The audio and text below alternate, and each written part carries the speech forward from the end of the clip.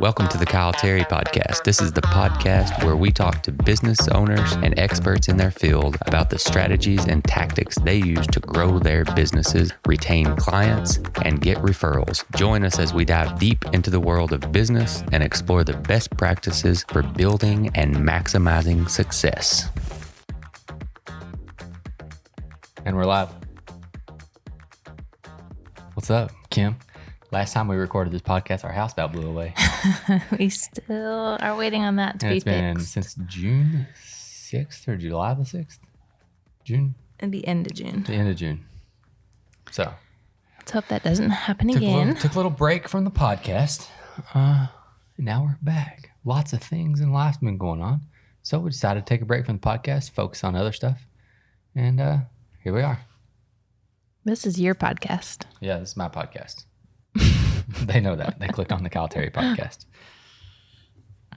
So, what's the plan for the podcast tonight? Are we going to talk about a little marketing, branding, Well, it's your posting podcast. You tell posting me. on social media?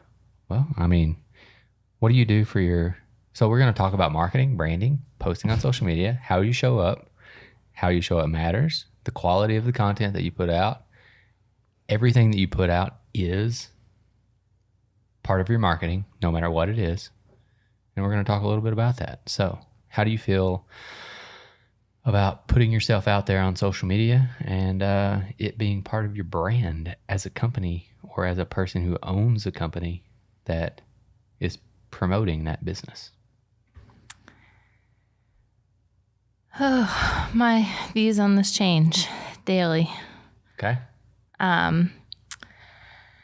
Social media is essential to your business. Yep. I don't think in this day and age that you can run a business successfully without marketing on social media of some sort. It doesn't have to necessarily be TikTok or Instagram, but you're going to be using some platform, LinkedIn, Facebook, Right. something. Right. And, just to put that into perspective, everybody's on up Alex Hermosi's ass right now. But he realized whenever they sold their business they were running $100 million business, but a few other people had billion-dollar businesses just because of their social media. He's smarter than those people. He's better at businesses than those people, better at sales than those people. And yet, just because they're popular on social media and they had a bigger following, they started a company and it was a $1 billion company instead of a $100 million company. And that's a lot more money. So social media matters, whether it's a small scale or a large scale. Yeah, it's like high school, It is. but you gotta be popular. Yeah. I mean, that's business. If you're not popular, you're out, and That's it right. sucks. Unless you're good at sales, then your sales will in turn make you become popular. Social media to me over the years has gotten hard.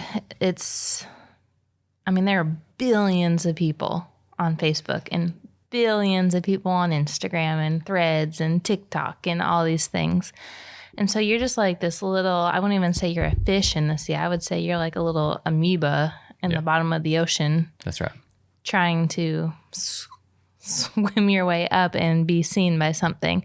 So it feels defeating as a small business owner, right? I'm not Coca-Cola or Nike or something who can just put out any kind of ad and it's going to be seen by millions of people.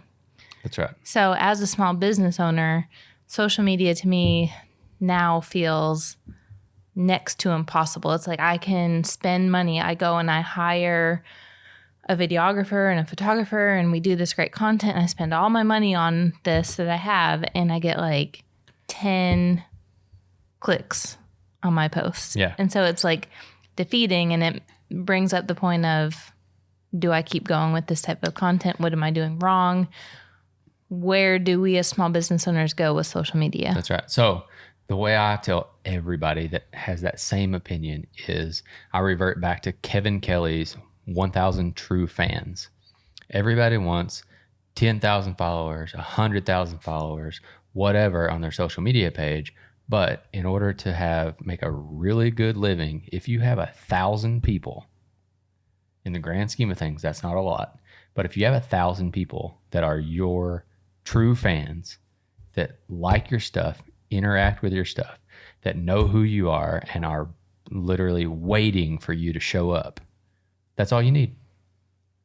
Yeah, but I feel like with the algorithms and all that, nobody gets to see my stuff compared to these big people. So like, right, all my friends and stuff follow me, but they don't necessarily see my stuff. So I'm only getting a couple likes. That's why you can't only depend on social media. You have to depend on emails, which will directly go to those people, multiple platforms of social media, so that you show up in front of those people that are on everywhere else and see them in real life.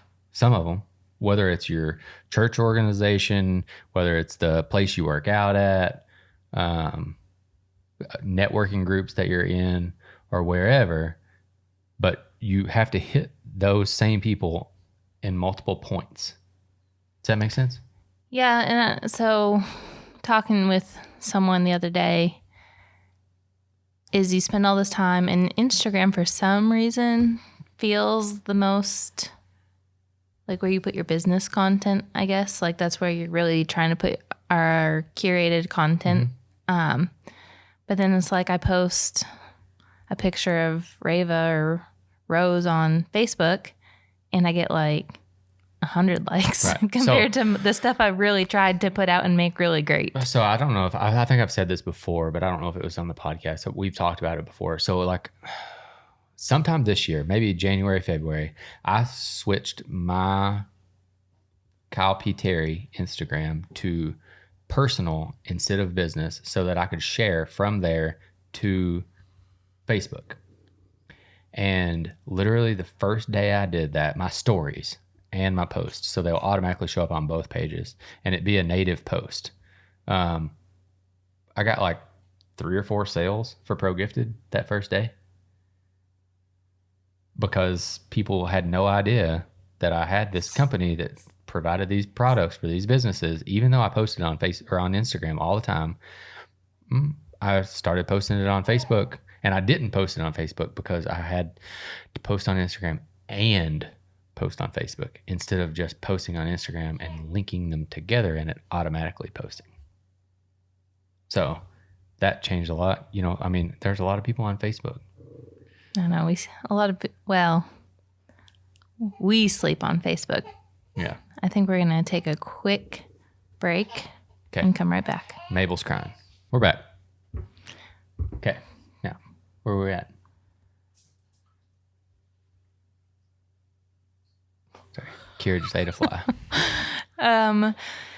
We were talking about how you were posting more personal stuff when we were sleeping on Facebook, but Facebook is still... Well, not posting necessarily more personal stuff. I made my Instagram a personal Instagram instead of a business. That way I could post simultaneously. So does it matter then? I'm kind of using this as like a coaching session. Yeah. As I want to get your input on where social media is now, because you've been doing... Kim Rose Fit, or for just people in general? Just in general. Okay. So does it matter, like I said, when I post a picture of Rose or something, does that interfere with the content I'm trying to put out for my business? No. The reason why is because when you post content and when you market your business, you are trying to get people to know, like, and trust you. And in order for people to trust you and like you, a lot of times they're going to have to see who you are as a person, what you're about, not just your business. Now, you can have a business page that is literally the products and services that you provide, and that's it. Like, for instance, your fitness page could just be workouts or nutrition. But for Kim Terry, or either Kim Rose Fit, whatever you wanted to post it on, people need to know, like, and trust that person who owns that business and want to work with that person. So would you also say, because this is how I'm viewing it now, is that even if I post a picture of the girls, right, that is in some way, shape, or form marketing myself, and I need to kind of have that in the back of my mind when I'm posting that. Yes. That there's still a professional aspect to that for post. sure. I stopped by an office the other day and gave them 2 free tumblers and a free hat. And the secretary that worked at the office and another lady that worked there both asked me how my girls were doing. And they do business with us. So that is 100% getting people to know, like, and trust you as a person, because people want to do business with that person. It makes you more relatable and it makes you more real. Understand? Yeah, sorry, Kira's attacking me. Stop. Kira, great. Okay, keep. Yeah, I agree. And that was, I kind of wanted you to get that point across because it's something I had really been thinking about and we've talked about with clients in the past. Like every single thing, like there's all these rules depending on where, if you're like a real estate agent or you're in the mortgage industry, they have all these like rules on what you can and can't post on social media to market yourself. And it's like, but that's so silly because anything you post, you are your company, you are your brand. So anything you post is marketing yourself. That's right. More so in like the mortgage industry and the insurance industry, not necessarily the real estate industry. That's kind of like free willy. They don't really do a lot of stuff in the real estate industry, unless it's like a specific property or something like that. But if it's you posting about your business, then it's not really that monitored, if you will. But I think people forget people, that no matter what you're posting, like that is your marketing. Yeah, for sure. And yeah, you're if you go to your showing kids' up. basketball game on the weekends or their soccer game on the weekends, people relate to that, and that is essentially you marketing yourself as the type of person who goes to their kids' soccer game on the weekends, and people relate to that. They want to do business with people that are like them. A lot of the times. Okay, so now my question, because this is something that's been holding me back on my own page, even though smack me in the head, I know better. Right. But I think this is just a good point to get it across as well. Is I open up Instagram and I'm like, okay, I need to make a post, and I start scrolling through my photos. I'm like, I don't have a good photo or video that I want to use, but I don't feel like I can just take one right now because it's not going to look as good as if you take it with your professional camera. Right. Or you come and help me and do it and shoot the video and do it that way. Yeah. Like I just don't, that holds me back from posting because I feel like it needs to look a certain quality. Right. So that does not matter at all. It is always good to get professional quality content put out when you can. But I saw somebody's Instagram page today and they've doubled their following, and all they've been putting out is selfie videos with words on them, talking about a specific thing that they work with, whether it be coaching, business inspiration, business motivation, teaching the client stuff, or just pure entertainment type content. It is literally iPhone to your face, selfie content with words on the screen. And they've doubled their following in the past like 3 months. Well, shit. Yeah.